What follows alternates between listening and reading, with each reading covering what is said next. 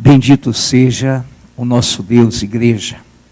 Glorificado e exaltado seja o nosso Rei Jesus, a quem adoramos, a quem glorificamos e a quem temos exaltado a cada dia, a cada culto.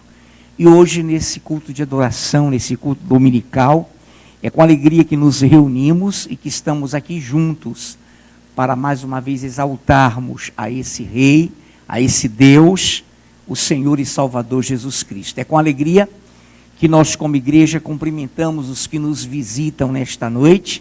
Sejam bem-vindos os visitantes, é uma honra tê-los aqui. E também o internauta que está conosco nesta noite, que interage conosco. Um forte abraço também nos nossos internautas.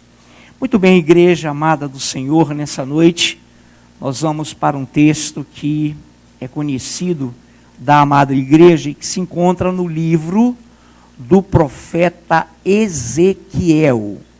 Ezequiel vem depois de Lamentações de Jeremias, vem o profeta Ezequiel, fica entre Lamentações e Daniel.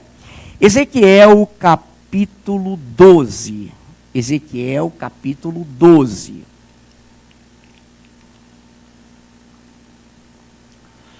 Leiamos então 12 do profeta Ezequiel, do 22 ao 28.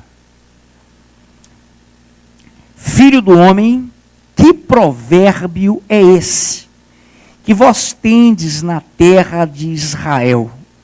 Prolongue-se o tempo e não se cumpra a profecia? Portanto, dize-lhes, assim diz o Senhor Deus: farei cessar esse provérbio, e já não se servirão dele em Israel. Mas dize-lhes, os dias estão próximos, e o cumprimento de toda a profecia.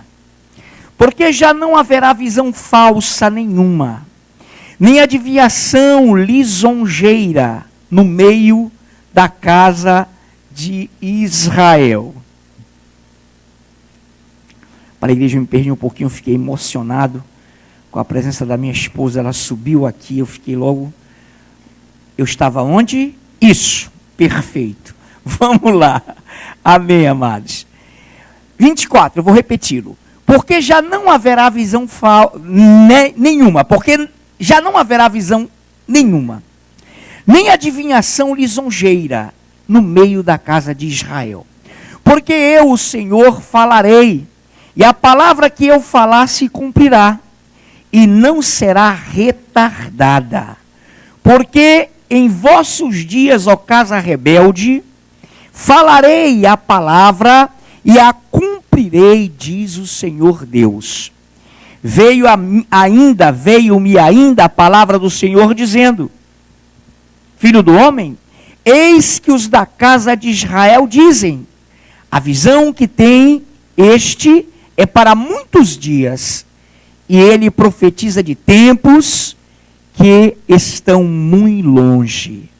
Portanto, dize-lhes, assim diz o Senhor Deus, não será retardada nenhuma das minhas palavras, e a palavra que falei se cumprirá, diz o Senhor.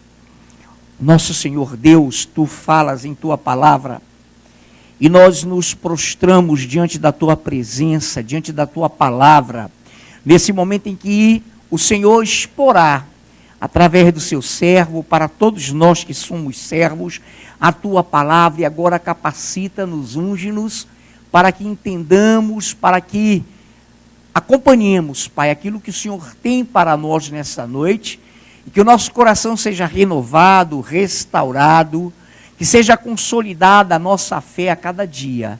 Obrigado por essa palavra, por essa porção de hoje. Antecipadamente te agradecemos por tudo quanto o Senhor nos ministrará através dessa palavra.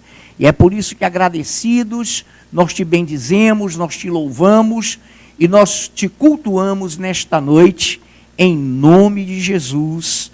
Amém.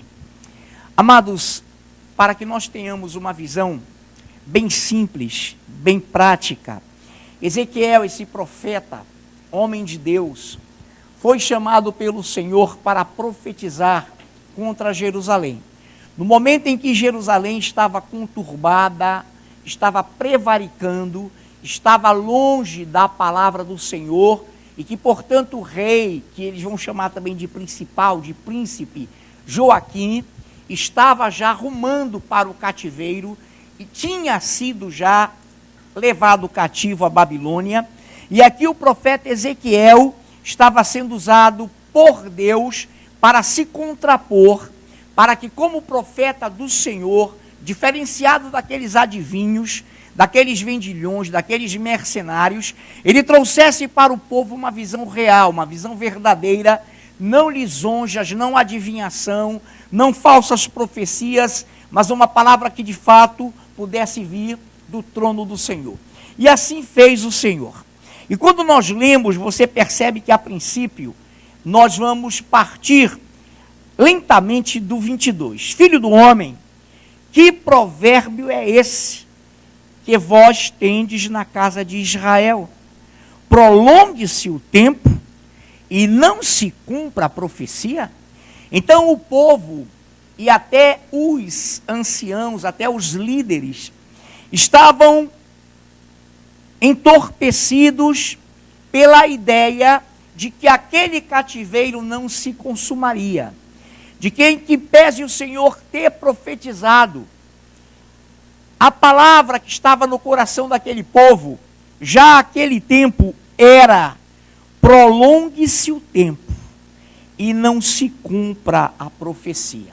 Aqui o Senhor está questionando, está falando para Ezequiel de uma forma interrogativa, por isso que tem a interrogação. Então ele fala: filho do homem, existe no meio de Israel esse provérbio, prolongue-se o tempo e não se cumpra a profecia?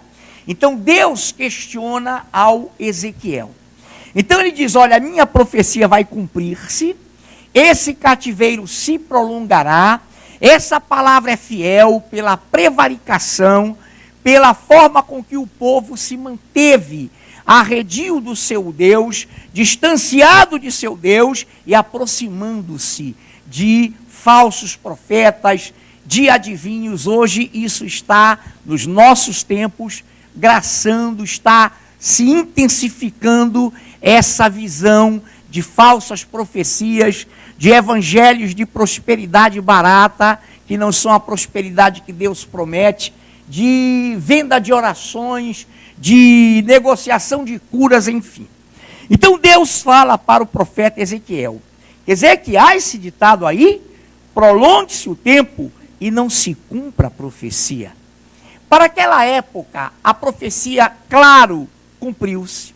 Para os nossos dias, quantos existem e quantas pessoas até que conhecem a palavra, pelos seus envolvimentos, pela sua distância da palavra de Deus, por estarem distantes do verdadeiro amor de Deus, estão dizendo em seu coração: Senhor, não vem agora não. Que isso aí, deixa primeiro eu acertar aquele problema, deixa primeiro que esse tempo passe, não vem agora, Senhor, prolonga a tua profecia, nós não estamos preparados. Quantos estão entendendo? Então hoje ainda existem obviamente pessoas que pensam de tal forma, Senhor, não, por favor, não vem agora não, eu estou com um negócio aí bom, com um rolo bom, então não vem agora. E o Senhor continua. 23, portanto dize-lhes, assim diz o Senhor Deus, farei cessar esse provérbio. Que provérbios, querido? O que provérbio? Prolongue-se o tempo e não se cumpra a profecia. Então Deus está dizendo: farei cessar, farei parar, acabarei com esse provérbio. Esse povo vai parar de falar isso. Prolongue-se o dia e a profecia não se cumpra. Então ele fala, no 23, vou repetir, portanto diz-lhes, assim diz o Senhor Deus, farei cessar esse provérbio, e já não se servirão dele, do provérbio, em Israel. Mas diz-lhes, os dias estão próximos e o cumprimento de toda a profecia. Então Deus ratifica, reitera, reafirma que vai se cumprir a profecia, que vai se consolidar e que os 70 anos seriam cumpridos. Porque 24, já não haverá visão falsa nenhuma, nem adivinhação lisonjeira para enganar no meio da casa de Israel. Porque eu, o Senhor, falarei, e a palavra que eu falar se cumprirá, e não será retardada. Porque em vossos dias, ó casa rebelde, falarei a palavra e a cumprirei, diz o Senhor Deus. Então ele dizia, nos dias de vocês agora, essa palavra vai cumprir-se.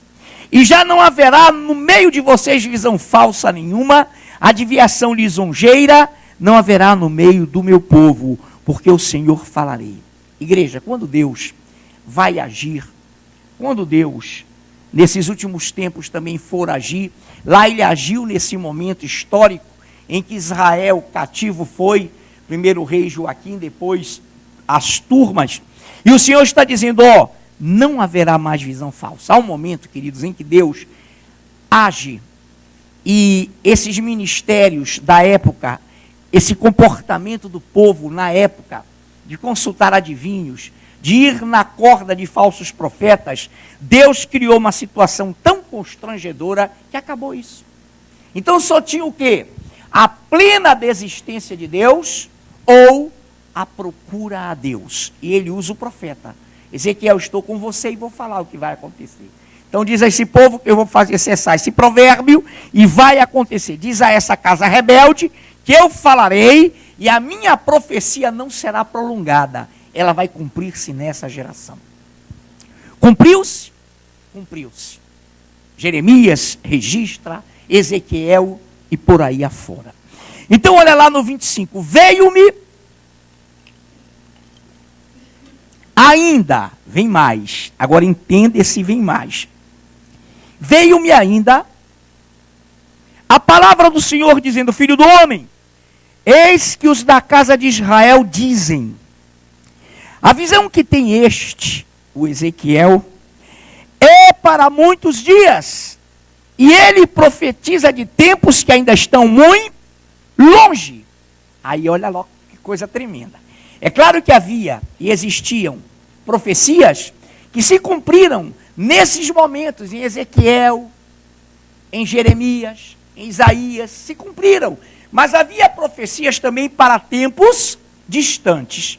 Então Deus fala com Ezequiel e diz, filho do homem, eis que os da casa de Israel dizem, a visão que tem este, o profeta da parte de Deus, é para muitos dias, e ele, o Ezequiel, profetiza de tempos que estão muito longe. Portanto, dize-lhes, assim diz o Senhor Deus.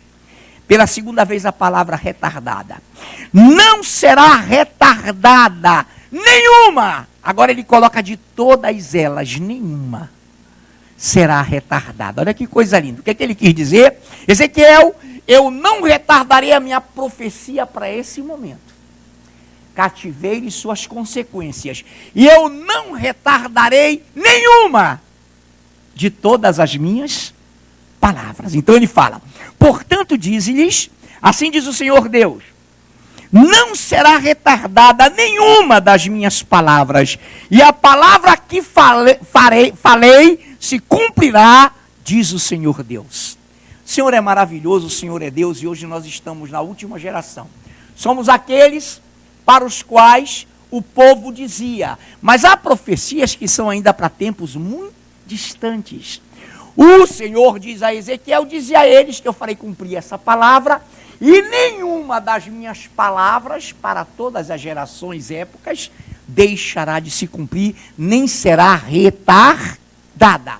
Então, amados, em primeiro lugar, esqueça ou risque do seu vocabulário, apenas respeite quem a usa, por não conhecer a Deus. Existe um ditado errôneo, existe um ditado antibíblico, Deus tarda, mas não falha. Não se engane, Deus não tarda não.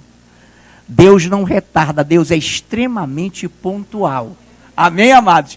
Para nós que somos humanos, que temos limitações temporais e que temos problemas, obviamente que nós pensamos e até certa ocasião, em certas ocasiões, nos assalta um pensamento desse: Senhor, tudo se cumprindo, a coisa está fechando. E nós sabemos que Ele não vai retardar. Não retarda o Senhor a sua vinda, como muitos a julgam demorada. Ele virá, queridos, exatamente na hora que está determinada por Ele. Então, nessa noite, portanto, dize-lhes, assim diz o Senhor Deus, não será retardada nenhuma das minhas palavras, e a palavra que eu falei se cumprirá, diz o Senhor. Nessa noite vamos a 2 Pedro, nós vamos ler só um pouquinho, prometo a vocês, 2 Pedro, capítulo 3. Segunda carta de Pedro. Aí quem não tem Bíblia apenas ouça, apenas atente para 2 Pedro, capítulo 3. 2 Pedro, capítulo 3. Mesma situação, queridos, na nossa geração. Preste bem atenção. Todos localizaram 1 Pedro 3? Amém. 2 Pedro, eu que botei aqui errado na minha Bíblia, eu abri errado. Agora sim. 2 Pedro, é isso? 3. Amém, agora sim. De 3 a 7, para resumirmos ao máximo. Tendo em conta, antes de tudo, que nos últimos dias virão escarnecedores, com os seus escárnios andando segundo as próprias paixões, e dizendo: onde está a promessa da sua vinda? Porque desde que os pais dormiram, todas as coisas permanecem como desde o princípio da criação. Porque deliberadamente esquecem que de longo tempo houve céus bem como terra, a qual surgiu da água, e através da água pela palavra de Deus, pela qual veio a perecer o mundo daquele tempo, afogado em água. Ora, os céus que agora existem e a terra pela mesma palavra têm sido entesouradas para fogo, estando reservados para o dia do juízo e destruição dos homens ímpios. Vamos mais um pouquinho no 8. Há todavia uma coisa, amados, que não deveis esquecer, que para o Senhor um dia é como 1000 anos, e 1000 anos como um dia. Não retarda o Senhor a sua promessa, como alguns a julgam demorada. Pelo contrário, Ele é longânimo para convosco, não querendo que nenhum pereça, senão que todos cheguem ao arrependimento. 10. Virá, entretanto, como ladrão o dia, D maiúsculo, o dia do Senhor, no qual os céus passarão com estrepitoso estrondo, e os elementos se desfarão abrasados, também a terra, e as obras que nela existem serão atingidas. Mas vamos pegar o iniciozinho, 3. Tendo em conta, antes de tudo, que nos últimos dias virão escarnecedores com os seus escárnios, andando segundo as suas próprias paixões, e dizendo: onde está a promessa da sua vinda? Porque desde que os pais dormiram, todas as coisas permanecem como desde o princípio da criação. Deus se referia aqui e usou o apóstolo Pedro para colocar a situação de escárnio, de apostasia, que ocorreria na última geração, onde os homens estariam zombando e dizendo: cadê a promessa da sua vinda? Porque desde que os pais dormiram, todas as coisas permanecem como desde o princípio da criação. Então atentemos para a seguinte visão. Esse ditado você já ouviu na rua, numa parada, num ônibus, num supermercado, alguém dizendo: ei, desde que Abraão, os pais da igreja primitiva, da igreja velho-testamentária, morreram, tudo continua como no princípio da criação, e ele até agora não veio. eu nunca vi. Então esse ditado não é o mundo que está falando. Esse ditado não é do ímpio, porque o ímpio não está nem aí. No fundo, ele tem esse temor, no fundo, ele tem esse medo, melhor dizendo, mas ele não consegue expressar isso. Esse é um ditado, igreja, que como em Israel aconteceu, vamos deixar esse provérbio aí, prolongue-se, ou vamos usar esse provérbio, disse o povo, prolongue-se os dias, o tempo que não se cumpra a profecia. Hoje é dentro da igreja que se pensa assim. Cadê a vinda dele? Hoje é no meio do povo de Deus, queridos, que está acontecendo a apostasia. O escárnio.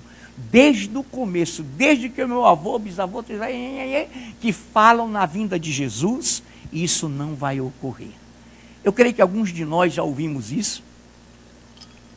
Alguns de vocês já ouviram isso.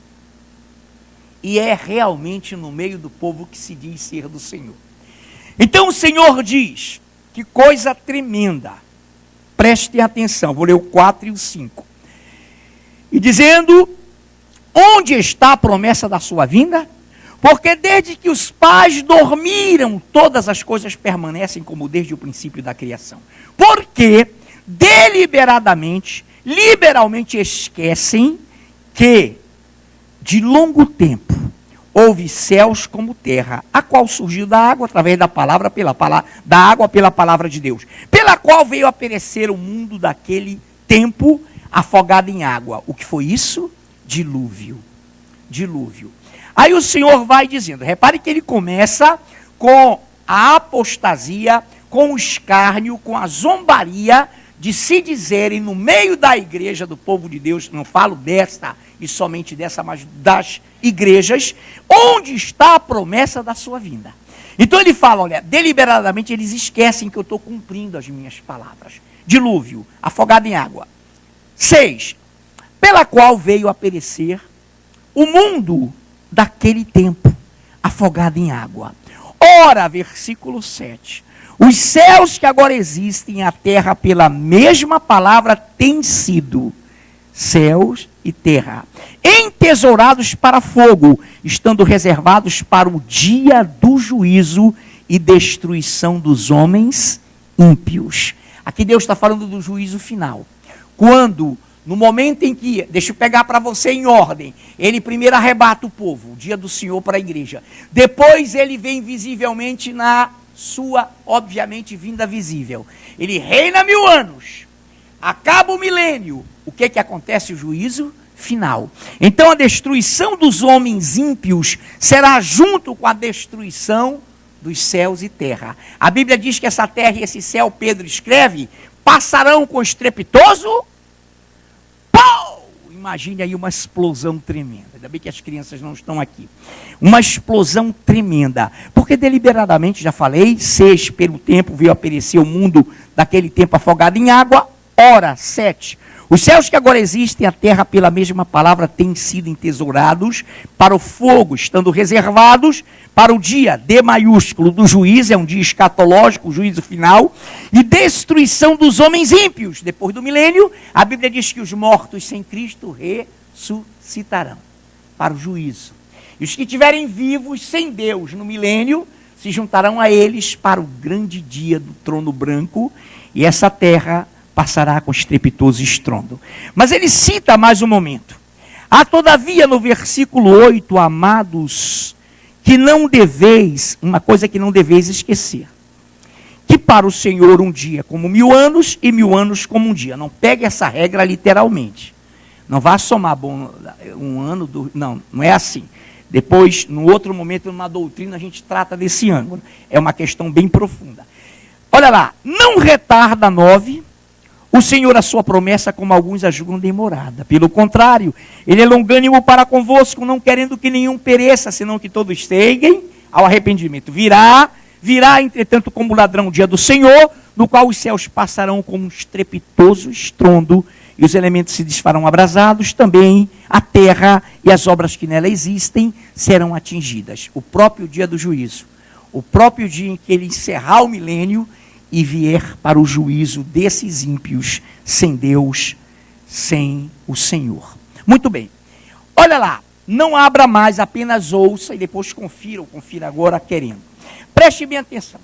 Eu vou ler Lucas 18, de 7 a 8. Vou frisar o 7 e depois o 8. Lucas 18, 7.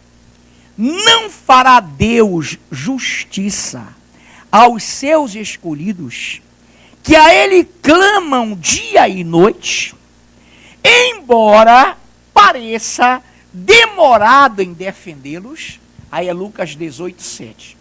Não é essa a sensação que a gente tem, igreja? Sejamos sinceros. Nós clamamos, oramos, e parece que Deus se demora a nos defender. Não é isso? É um sentimento humano.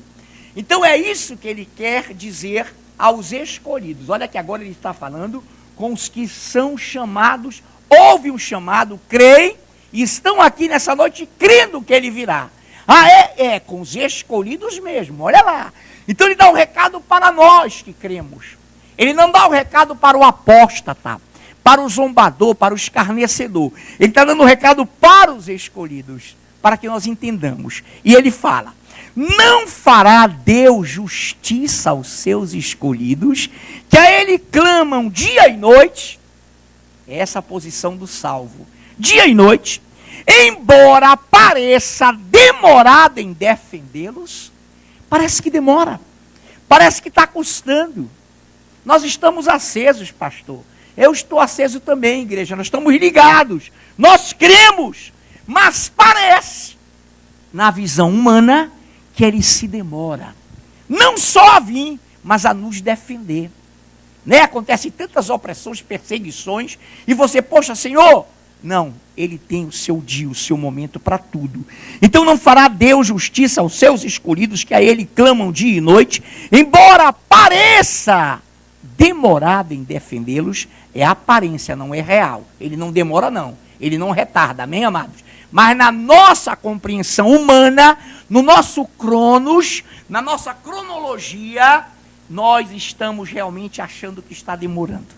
No Kairos, na cronologia dele, ele tem uma relação perfeita, ele não falha em te defender, ele tem tudo certo para fazer a justiça dele prevalecer na vida de quem quer que seja. Não tema, ele fala que não permitirá que tu morras sem que primeiro se cumpram em ti todas as promessas que ele te fez. Então não tema, porque você não vai morrer como peru de véspera. O Senhor tem prazer e alegria na morte dos seus salvos, dos seus escolhidos. Você não vai morrer à toa não, meu irmão. Então vamos lá. Aí ele fala assim, eu vou repetir para ficar bem: não fará Deus justiça aos seus escolhidos, que a ele clamam dia e noite, embora, deixa eu interpretar, na nossa visão, pareça demorado em defendê-los. 8. Digo-vos, olha a resposta dele, digo-vos que depressa, irmão, ele tem pressa em nos defender. Você não entende isso, eu não entendo, mas eu acostumei, eu me tornei confiante, a tal ponto que quando acontece eu só faço rir, me alegrar, porque eu sei que ele é Deus, e ele cumpre. Digo-vos que depressa fará justiça. Contudo, aí ele aponta para a sua vinda para a igreja, o arrebatamento. Digo-vos que depressa vos fará justiça, ou lhes fará justiça. Contudo, porém, todavia, quando vier o Filho do Homem, achará fé na terra? Então ele aponta para o momento em que os escolhidos serão defendidos, serão arrebatados, mas estarão num mundo em que parece que acabou a fé. Não é essa a sensação que você tem? Apostasia, irmão, escarnecedores, zombadores da palavra. Isso é conversa.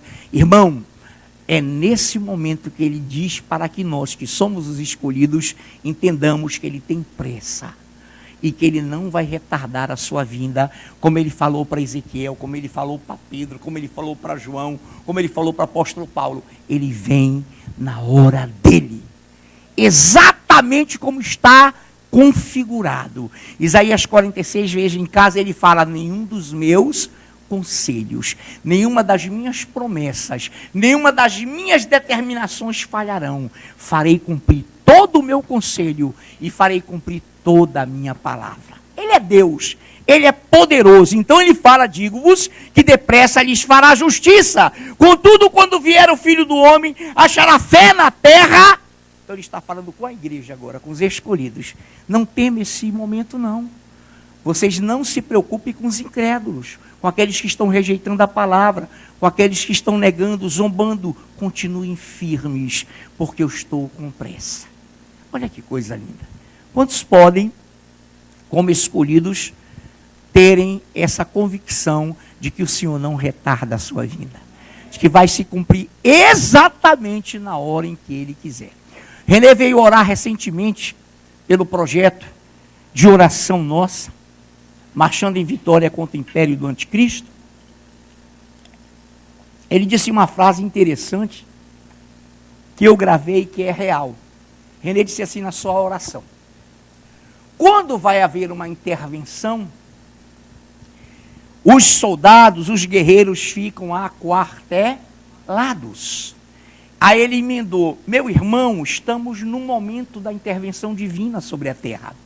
Congreguemos, estejamos firmes, peguemos a palavra, vivamos essa palavra, porque quem fez a promessa é fiel.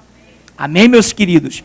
Então, nessa noite, em Mateus 24:12, apenas ouça, diz também assim: e por se multiplicar a iniquidade, o amor de quase todos se esfriará.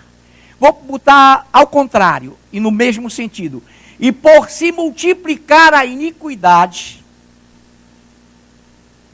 o amor de quase todos se esfriará. Pastor, você falou a mesma coisa. Para ficar bem. E por se multiplicar a iniquidade, quase todos, irmãos, perderão o amor por Deus. Então nós estamos, igreja, sendo avisados há muito tempo de que Ele não retarda, Ele não demora, Ele é fiel. Ele só está dizendo para você não ir na corda de escarnecedores e zombadores. Você entender que eles existem, que eles vão dizer isso, que está demorado, que Ele não vem não, que desde o tempo que os pais dormiram. Mas Ele quer dizer para você, igreja, o seguinte: você que é escolhido, entenda uma coisa: eu virei para te buscar e te arrebatar numa época em que não haverá fé na terra. Numa época em que você próprio, escolhido, ficará um pouco, até, assustado com essa apostasia. Mas eu quero te dizer, não tema, porque o amor vai esfriar de quase todos, menos da minha igreja, menos de você que é meu escolhido, menos de você que me adora em espírito e em verdade. Esse amor não se esfriará, você não vai negar a fé, porque eu serei contigo até o momento de te arrebatar. Mas não estranhe isso não: direita, apostasia; esquerda, zombaria; atrás, escarnecedores; na frente, desvio e loucuras. Não tema e não trema, seja fiel ao Senhor, Ele não falhará. Por isso, eu quero que os amados, nessa rota de conclusão, mas que tem tempinho ainda para o Rafa depois se deslocar, não, ele já está ali com os louvores, o nosso ministrador, nosso ministro Rafa. Vamos lá então, Hebreus 10, de 23 a 25. Não desmarque agora, a gente passear um pouquinho nesse texto. Hebreus 10, 23 a 25. Hebreus 10, 23 a 25. Guardemos firme a confissão da esperança, sem vacilar, pois quem fez a promessa é fiel. Oh, glória! Consideremo-nos também uns aos outros para nos estimularmos ao amor e às boas obras. Não deixemos de congregar-nos, como é costume de alguns. Antes façamos admoestações. E tanto mais quando vedes que o dia, D maiúsculo, se aproxima. O dia do arrebatamento, o dia escatológico primeiro, Cristo com as suas primícias. Deixa eu pegar aqui isso aqui. Eu vou pegar o 23. Guardemos firme a confissão da esperança. Olha, preste atenção, não está assim. Guardemos firme a confissão. Pastor, por que não está firmes? Porque ele não está falando na nossa firmeza. Ele está dizendo que nós devemos guardar firme a confissão. Quantos estão entendendo? Isso. Guardemos firme a confissão da fé. Não está aí. Mas é para guardar também, claro. Mas no texto, aqui, ele não está falando de fé. Claro que quem tem esperança tem que ter o fundamento da fé, senão não tem esperança. Mas entenda, guardemos firme o quê? A confissão da esperança. Qual é essa confissão firme? Qual é a esperança do cristão? Senão seríamos os mais infelizes dos homens. Qual é a real esperança? A sua vinda, para nos levar e nos transformar em corpos de glória. Sem isso, irmão, o evangelho seria religião, seria enfado, seria canseira. Então ele diz, guardemos firme a confissão da esperança, sem vacilar, porque quem fez a promessa é fiel. Qual é a tua esperança? Qual é a minha esperança? Qual é a nossa esperança? Sermos arrebatados e vivermos eternamente com Ele. Eu já falei isso aqui uma vez. Irmão, se fosse isso, eu não estaria aqui não, perdendo meu tempo. Eu não tenho uma fé oca e vazia não. Estou aqui porque eu investi a minha vida no reino de Deus. Eu sei o que eu estou fazendo, eu não sou louco. Seria louco de tantas coisas que eu tive que minha esposa sabe, de deixar para lá para seguir na fé. Irmão, quem fez a promessa é fiel. Quem fez a promessa já acertou tudo o que ele falou anteriormente, já está acertando tudo e vai acertar o momento em que ele vai te levar. Então guardemos firme a confissão da esperança. O que é isso, Afrânio? Igreja toda, vocês estão firmes? Estamos. Então guarde, esse silêncio é o arrebatamento. Guarde isso, firme, não vacile, porque quem fez a promessa é fiel. Não abra mão disso, senão a vida cristã não tem sentido. E uma maioria dos frios na fé, que não há nenhuma ofensa, isso é espiritual, das pessoas que não creem no Evangelho, é porque elas não creem na vinda do Senhor. Isso é fato, isso é real, é o Espírito Santo quem diz. Guardemos firme, olha, já ia errando, a confissão da esperança sem vacilar, porque quem fez a promessa é fiel. Consideremos-nos uns aos outros, ou consideremos também em amor uns aos outros, para nos estimularmos às boas obras. Não deixemos de congregar, como é costume de alguns.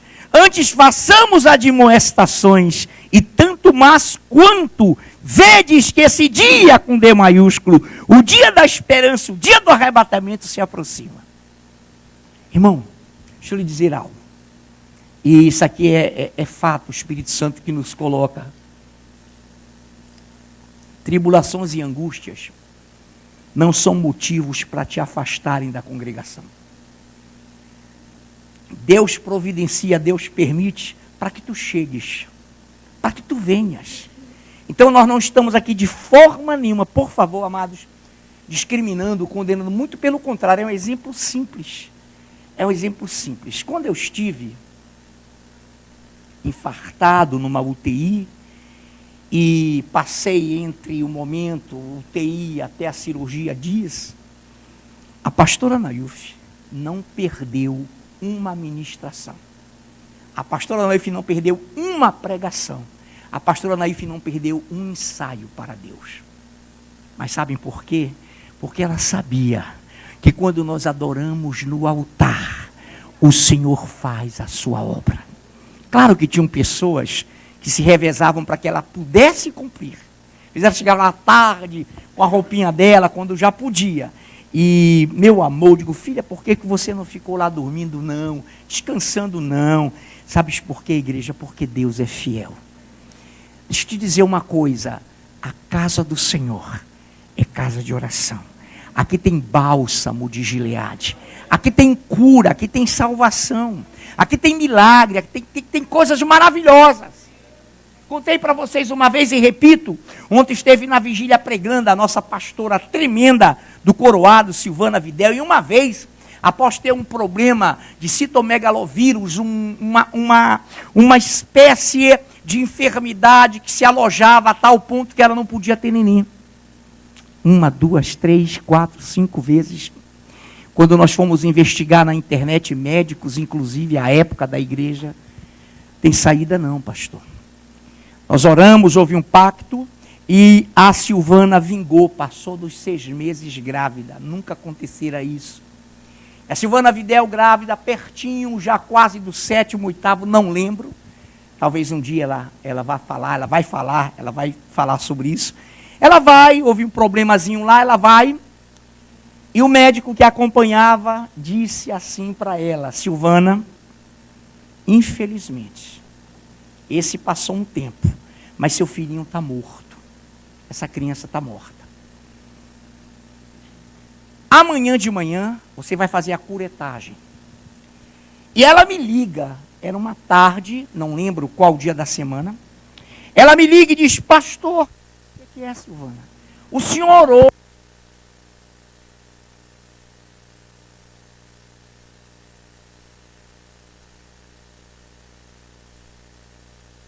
Está na frente, pastor, está ouvindo? Amém. Glória a Deus. Parabéns aí os mesários.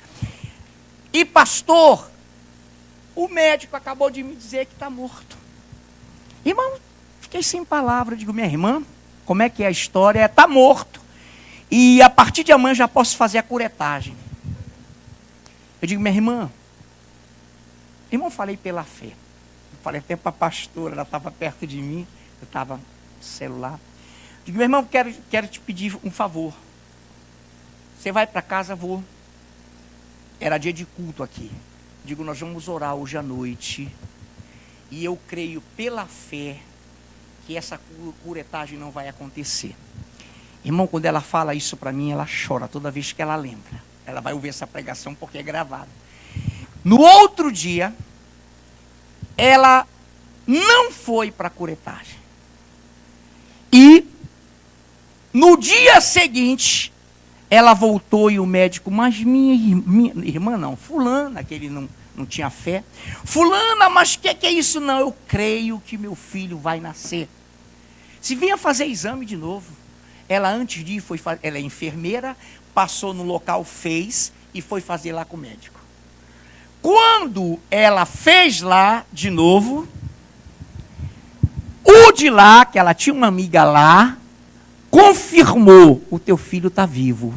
E quando veio o exame lá do médico, Unimed, salvo engano, ele disse: não posso acreditar nisso, esse menino está vivo.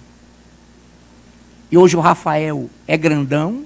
No começo da fé do Rafael, a Suelen foi usada uma vez para dizer para ela, Silvana Videl, deixa o teu Isaac, ou seja, não te preocupa tanto com ele. Ela vivia preocupada, poxa, ele nasceu, mas será que irmão, o menino come mais do que o chefe dos índios? Mas hoje, por que eu falo isso? Porque eu sei o que é um chefe dos índios. Já dançamos numa tribo, eu e minha pastora, para falar do amor de Deus num grupo lá. Eu e a pastora dançando, eu com o pajé, ela com a pajoa. Brincadeira, não existe. E nós conversamos um pouco. Irmãos, o Rafael está grande. Sabe o que ele quer ser? Isso, pastora. Fale bem alto, pastor. Pastor. E quando ele chega comigo, às vezes ele diz assim: pastor Franho, quando o senhor prega, vem antes uma revelação. Eu digo, vem o sentimento, vem meu amado, e olha lá o irmãozinho.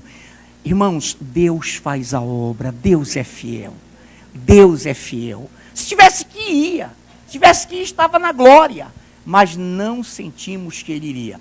Nessa noite, em nome de Jesus, guarde firme a sua confissão. E para concluirmos, 10 aqui mesmo de Hebreus, de 35 a 39.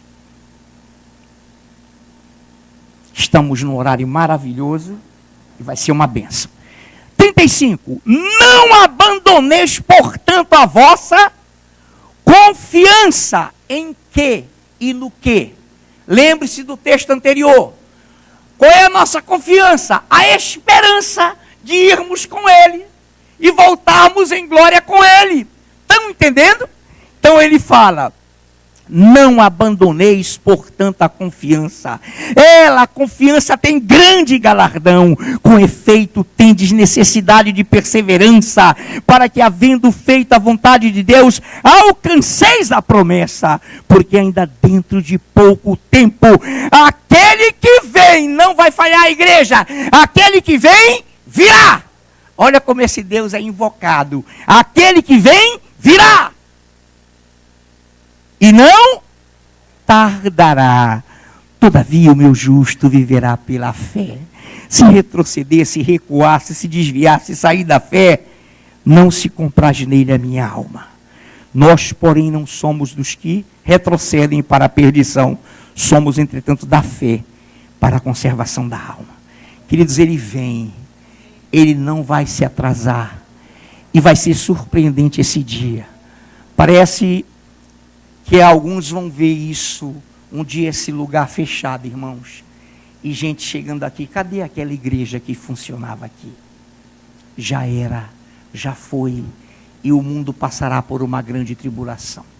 Deus vivo, Senhor dos céus e da terra, que o Teu Espírito Santo guarde no nosso coração a esperança, que não saiamos daqui nunca sem essa esperança, que é a única forma de vivermos seguros em Ti. Obrigado, porque não há outra saída. Em nome de Jesus. Amém. Vamos aplaudir esse nosso